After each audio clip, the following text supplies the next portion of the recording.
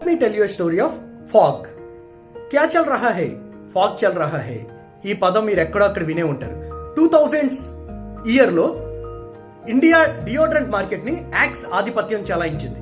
యువత దీన్ని హైజీన్ కోసం కాకుండా కాన్ఫిడెన్స్ కోసం వాడింది. 2011కి యాక్స్ దాదాపు 20% మార్కెట్ షేర్ మీద కంట్రోల్ సాధించింది. కానీ ధీరే ప్రతి బ్రాండ్ అదే ఫార్ములా, అదే స్టోరీ లైన్ కాపీ చేస్తూ వచ్చింది. మార్కెట్ సాచ్యురేట్ అయిపోయింది. ఇప్పుడు ఒక గేమ్ చేంజింగ్ మూమెంట్ చూద్దాం. దర్శన్ అనే ఆంట్రప్రెన్యూర్ కస్టమర్ సర్వేలో ఒక ముఖ్యమైన విషయం గ్రహించాడు. డియోడ్రెంట్స్ అన్ని కూడా చాలా త్వరగా అయిపోతున్నాయని కస్టమర్స్ ఫ్రస్ట్రేట్ అవుతున్నారు. ప్రతి కేసులో 60% గ్యాస్, 40% లిక్విడ్ మాత్రమే ఉండేది. కస్టమర్స్ మోసపోయినట్టు ఫీల్ అయ్యేవారు. అప్పుడు దర్శన్కి ఒక ఐడియా వచ్చింది. అప్పుడు లాంచ్ చేశాడు ఫాగ్ బ్రాండ్ లాంచ్ చేస్తూ ఒక క్లియర్ పొజిషనింగ్ చేశాడు. That is nothing but no gas, only perfume. తన మార్కెటింగ్ స్ట్రాటజీస్ చాలా డిఫరెంట్ గా ఉండేది. ప్రొడక్ట్ ని డిఫరెన్షియేట్ చేశాడు.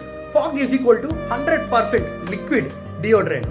అంటే ఒక బాటిల్ ఎక్కువ రోజులు ఉపయోగించుకోవచ్చు. ఆ తర్వాత సింపుల్ యాడ్స్ మీద కాన్సన్ట్రేట్ చేశాడు. ఎలాంటి మోడల్స్ లేవు, ఎలాంటి ఫ్యాంటసీస్ లేవు. స్ట్రైట్ ఫార్వర్డ్ మెసేజ్, క్యా చల్ రహా హై, ఫాగ్ చల్ రహా హై. అలాగే మాస్ అపీల్.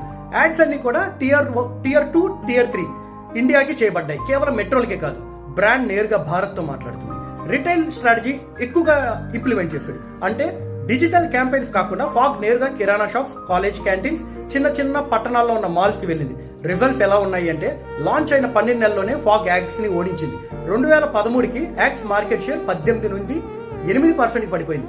ఫాగ్ 13% షేర్ తో ఇండియాస్ నెంబర్ 1 డియోడ్రెంట్ బ్రాండ్ గా నిలిచింది. ఈ రోజు ఫాగ్ బ్రాండ్ విలువ 500 కోట్లు.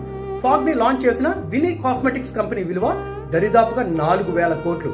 దీన్ని బట్టి మనకు అర్థమైంది ఏంటంటే సింపుల్ ఐడియా కూడా మార్కెట్ ని మార్చగలదు.